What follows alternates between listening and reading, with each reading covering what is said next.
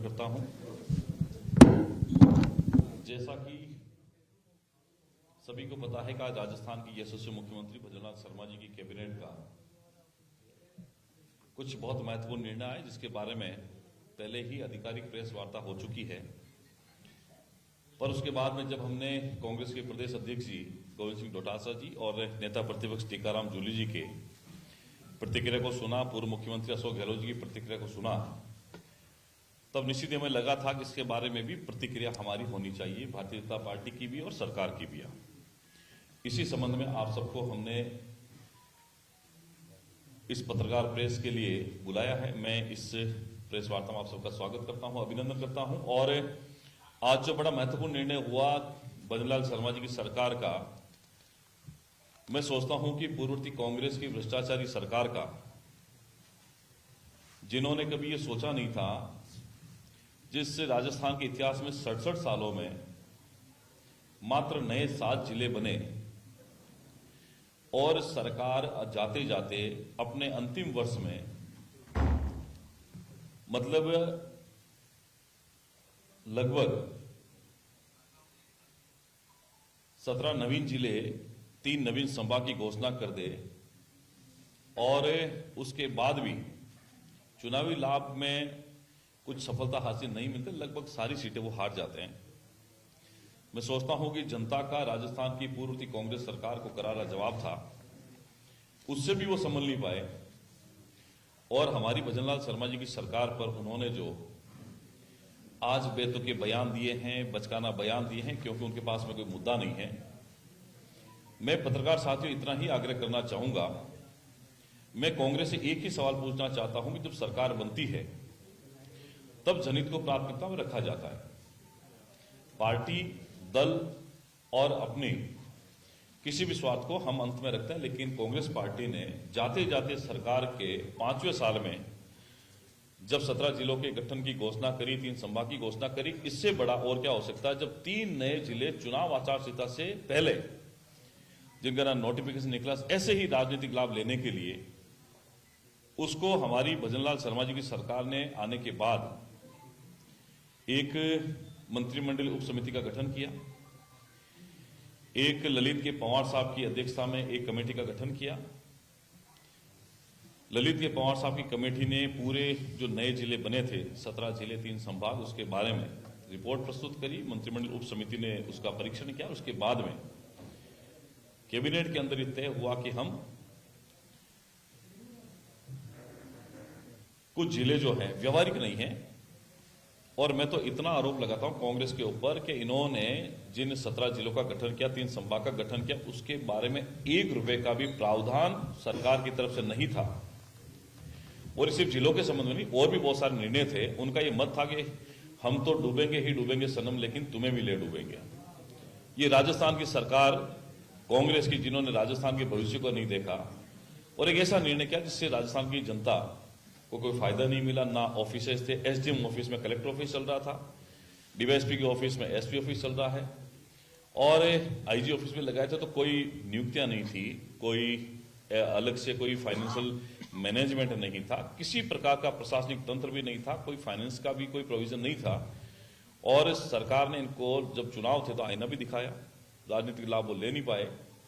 और आज जिस तरीके से डोटासरा ने कुछ जिक्र किए हैं, जब सरकार के ऊपर कोई बात आती है तो नेता प्रतिपक्ष हक बनता है कि वो पहले सरकार को प्रतिक्रिया दे, लेकिन डोटासरा ने वहां भी अतिक्रमण किया और पहले खुद ने प्रेस वार्ता करी, चूंकि नेता प्रतिपक्ष जो है उनको बाद में बोलने दिया गया। और मैं तो ये कहता हूं किसी सूरत में 17 जिले व्यवहारिक नहीं थे। हमने कुछ पॉलिसीज बनाई है, पॉलिसी के आधार पर ये कमेटी का निर्णय हुआ, निर्णय के आधार पर ये जो फैसले हुए आज राजस्थान की जनता स्वागत करती है। राजस्थान की जनता भजनलाल शर्मा जी की दूरदर्शी सोच को, सकारात्मक सोच को धन्यवाद करती है। आपने देखा होगा टीवी के अंदर विभिन्न जो पत्रकार साथी भी हैं, विभिन्न जो संगठन के लोग हैं, राजस्थान की आम जनता से अगर आप पूछेंगे तो इवन जहां जहां ये हुए हैं, पहले तो इनके कोई एमएलए जीते नहीं थे, आज हमने जो निर्णय किया उसमें बहुत सारे हमारे बीजेपी के एमएलए भी जीते हुए हैं, वहां भी हमने उन जिलों को बाहर किया है। तो ये कुल मिला के राजनीतिक सोच से बाहर जाकर परिणाम है, जनता के हित को ध्यान में रखते हुए। और कांग्रेस के साथी जो हैं आपस में इनके पास में जब कोई भजनलाल शर्मा जी की सरकार के ऊपर कोई कमेंट का कोई विषय नहीं बचता तब इस प्रकार के बेतुका बयान आते हैं।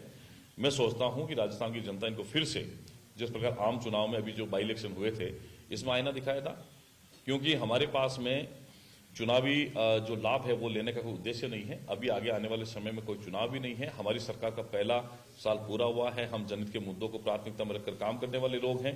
किसी प्रकार का हमारे मन में ये नहीं कि हमें राजनीतिक लाभ मिले। हम चाहते हैं कि राजस्थान के 8 करोड़ जनता का विकास हो और सबका साथ सबका विकास के साथ हम लोग आगे बढ़ें।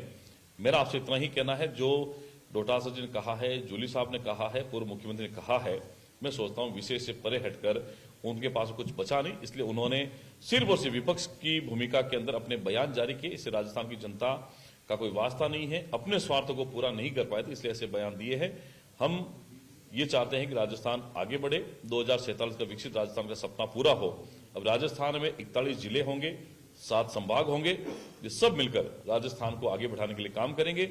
और एक जानकारी और, एक जिला जब नया बनता है तब 2 से 2,500 करोड़ रुपए का खर्चा आता है प्रशासनिक तंत्र को व्यवस्थित करने में। आपसे पूछना चाहता हूं, कांग्रेस से पूछना चाहता हूं, कितना रुपया आपने इन जिलों के लिए दिया था? 1 रुपया भी नहीं दिया। और अभी आज डोटासरा ने कहा था कि ऑफिस लगे, बन गए। आप बताइए कहां ऑफिस बने हैं? जिला कलेक्टर ऑफिस कहां बना है? एसपी ऑफिस कहां बना है? आईजी ऑफिस कहां बना है? वही पुरानी बिल्डिंग के अंदर चल रहा है।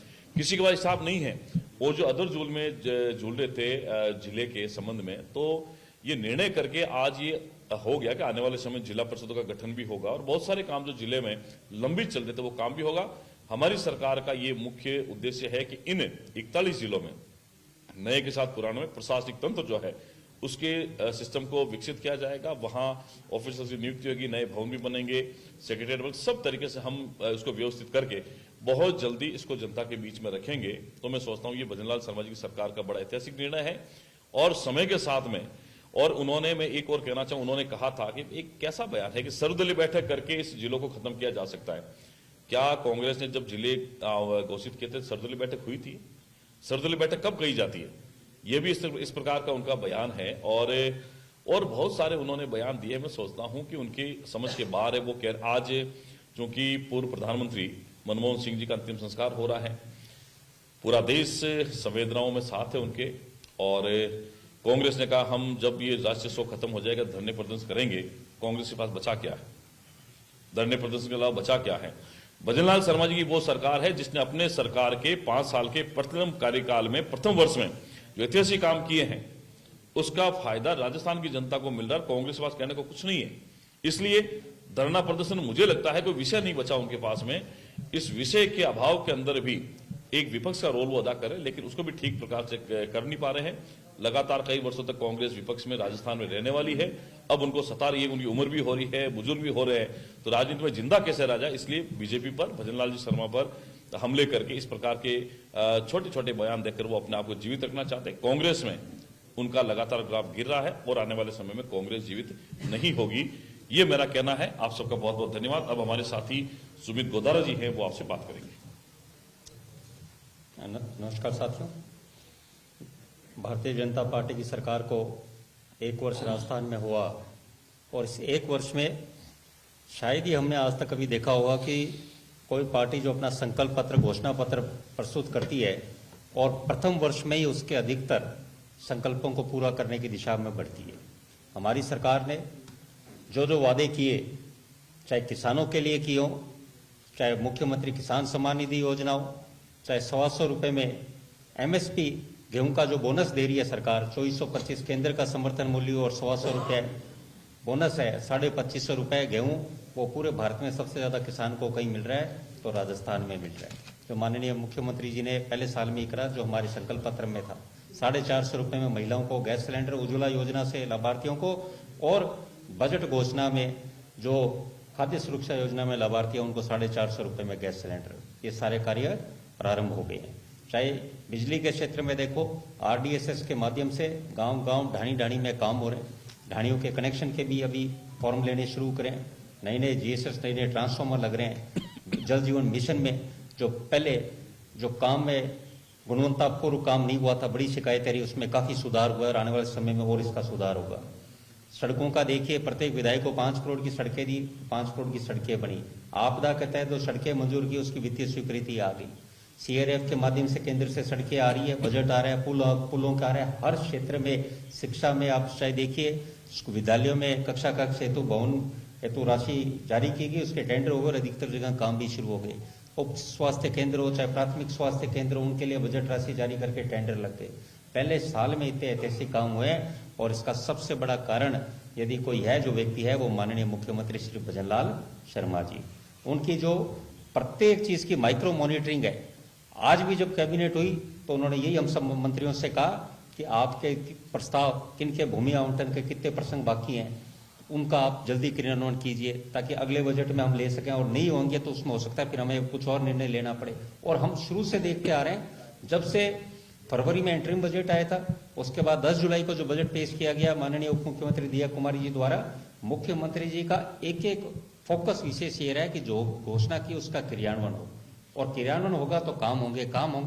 तभी तो आप देखिए, जब 17 तारीख को माननीय प्रधानमंत्री जी जयपुर आए तो क्या ऐतिहासिक जन समूह आया, वो धन्यवाद देने प्रधानमंत्री नरेंद्र मोदी जी और माननीय मुख्यमंत्री श्री भजनलाल शर्मा जी को जो 1 साल में काम किया उसका धन्यवाद देने उपहार जन समूह आया। और उसी कड़ी में जो संकल्प पत्र में वादे हमने पूरे किए, उसी कड़ी में जो भारतीय जनता पार्टी ने संकल्प पत्र में कहा था कि जो जिलों के जिस तरह से मुख्यमंत्री अशोक गहलोत ने किया, उस समय उनको जिलों का हम सही करेंगे, जिलों के, ताकि जिले वो ही रहें जो वास्तव में आवश्यकता हो, और जो कमेटी दे उस तरह कमेटी जो राजस्थान का हित देखे, ना कि किसी व्यक्ति विशेष और किसी पार्टी का ही देखे। और ये बात इसलिए भी महत्वपूर्ण है कि जैसे अभी अविनाश जी ने कहा, 1956 में राजस्थान में 27 जिले थे और 67 साल तक सिर्फ 6 जिले और बड़े, 33 जिले हुए। ऐसी क्या बात हुई कि अशोक गहलोत जी ने 20 जिले लास्ट के 6 महीनों में 20 जिलों की घोषणा और 3 संभाग की घोषणा करी, जबकि वो व्यक्ति अशोक जी 15 साल राजस्थान के मुख्यमंत्री रहे, 98 से 2003 रहे, एक भी जिले का नया गठन नहीं किया। 2008 से 13 मुख्यमंत्री रहे तो भी एक जिले का गठन नहीं किया। 18 में मुख्यमंत्री बने, 18 से 22 तक 4 साल में एक भी जिले का गठन नहीं किया, और अपनी सरकार के अंतिम 5-6 महीने में 20 जिले घोषणा करके चल दिए और 3 संभाग की बताई। और इसमें आपकी अंतरात्मा भी कही कि राजस्थान की प्रत्येक व्यक्ति की, क्या भाई ऐसे कोई जिलों की घोषणा थोड़ी होती है भाई। इतने राजस्थान में इतने मुख्यमंत्री आए, चाहे किसी भी दल के आए, पर उन्होंने ये हित देखा ना कि राजस्थान का, कि अपने को जिलों की आवश्यकता। पर अशोक गहलोत ने लास्ट के अपना कार्यकाल था, हम क्या उम्मीद कर सकते हैं ऐसे मुख्यमंत्री जी से, तत्कालीन पूर्व मुख्यमंत्री जी से, कि जो 20 महीने तक कोविड काल में सिर्फ अपने मुख्यमंत्री आवास तक ही सीमित रहे, उन्हें क्या राजस्थान के विकास की परवाह थी। और दूसरी तरफ हमारे मुख्यमंत्री जी को देखते हैं, गतिशील मुख्यमंत्री जी के नेतृत्व में प्रगतिशील राजस्थान। आप देखिए मुख्यमंत्री जी लगातार हर जगह गतिशील रहते हैं, हर काम की मॉनिटरिंग से लेकर पूरे राजस्थान में जहां भी हर जगह पहुंच रहे हैं, तभी आप देखिए ये काम हो रहे हैं। और ये निर्णय लिया गया, समिति बनाई गई, मंत्रिमंडल उप समिति बनाई गई, मंत्रिमंडल उप समिति बनी, साथ में पूर्व वरिष्ठ अधिकारियों के नेतृत्व में, ललित के पंवार के नेतृत्व में कमेटी बनी। इन दोनों की रिपोर्टें आई, रिपोर्ट आई, तब उस रिपोर्टों को देखकर राजस्थान के हित में क्या हो सकता है, तो 8 जिले यथावत रखे।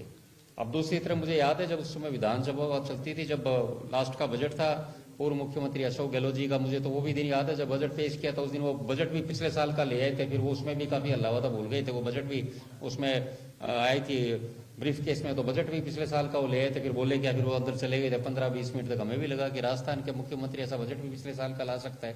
चलो वो बात ऐसी थी, ऐसे ही वो बजट लेके आए थे, ऐसे ही वो जिलों की घोषणा करके वहां चल दिए।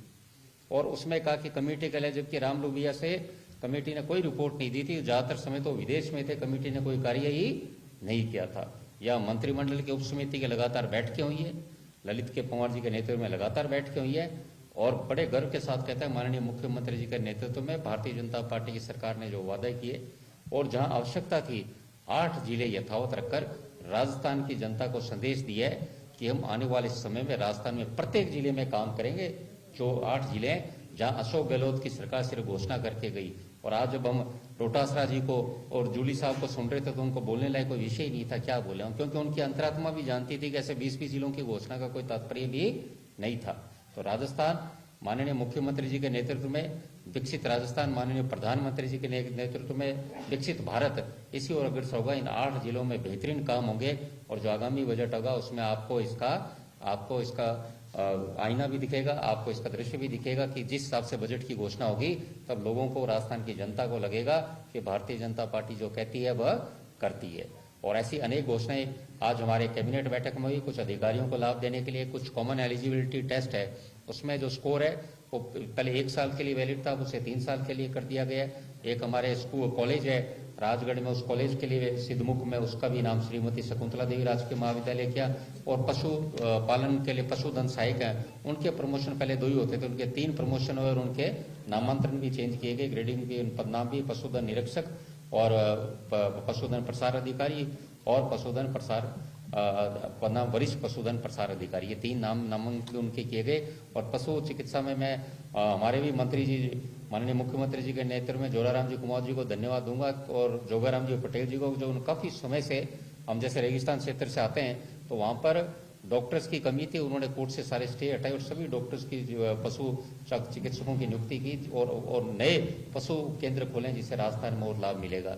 कुल मिला के साथियों ये है कि सबका यही उद्देश्य हमारी सरकार का कि राजस्थान विकास करे और सिर्फ संकीर्ण विचारों से ऊपर उठ के कि सिर्फ कुछ व्यक्ति विशेष को फायदा न देकर पूरे राजस्थान की 8 करोड़ को जनता को जो लाभ मिले उसी हित को ध्यान रखते हुए राजस्थान में 8 जिले रखते हुए 41 जिले और 7 संभाग राजस्थान को विकसित राजस्थान की दिशा में लेके जाएंगे। आपका बहुत बहुत धन्यवाद, आभार। आठ जिले आपने बनाए हैं, 8 जिलों में भी आपने बोला कि पिछली सरकार ने कोई प्रावधान नहीं किया था फंड को लेकर, अब 8 जिलों पे कैसे आप बनाएंगे? ये तो बजट का कह रहे हैं हम आपको देखिए, भी। हमारे मुख्यमंत्री ने कह दिया है कि जो भी नए 8 जिले हैं उनके अंदर वित्तीय प्रावधान भी होगा, 2 से 2,500 करोड़ रुपए का खर्चा आएगा एक जिले पर, वो हम सब करेंगे और बहुत तेज गति के साथ में इनकी फाइनेंस व्यवस्था करके इनको अमली जमा पहनाएंगे और बहुत जल्दी आप लोगों के बीच में होंगे।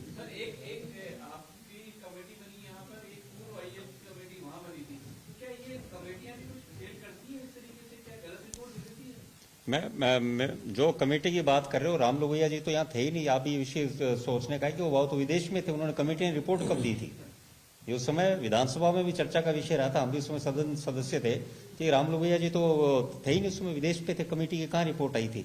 पर यहाँ आप देखोगे ललित के पंवार जी ने लगातार कमेटी बैठकें ली है, हमारी मंत्रिमंडल उप समितियां लगातार बैठकें हुई है और भी उन्होंने इनपुट्स लिए जगह जगह से, तब जाकर ये निर्णय लिया गया। कोई किसी को एक व्यक्ति और क्षेत्र को प्लीज करने के लिए, खुश करने के लिए लिया गया, पूरे राजस्थान की 8 करोड़ की जनता में जो हित है उन हितों को साधते हुए निर्णय लिया गया है।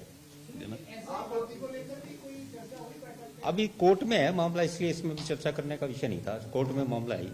आपको ये बताएं कि पंचायत चुनाव और जिला परिषद का भी मामला है, उसका भी पुनर्गठन करना है, आबादी किस हिसाब से करेंगे? 2011 की जनगणना या अब जनगणना होने वाली है, जनगणना हुई नहीं है, तो किस जनसंख्या के आधार पर आप लोग वो करेंगे? 2011 की है अभी सेंसेक्स 2011 का ही है और अभी शायद 2025, 2035, 2045 के हिसाब से जनगणना अब 2025 में शुरू होगी, तो अभी सेंसेक्स 2011 का ही है।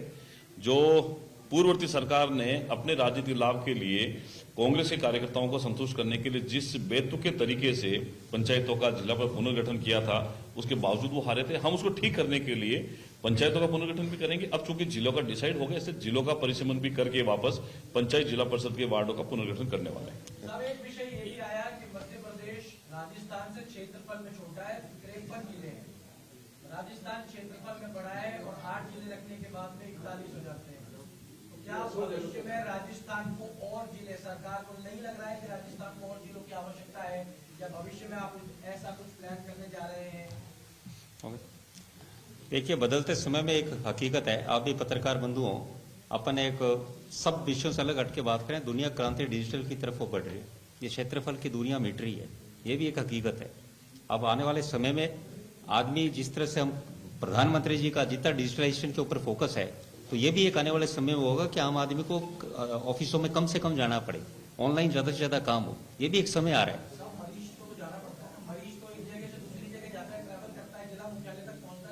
कौन मरीज?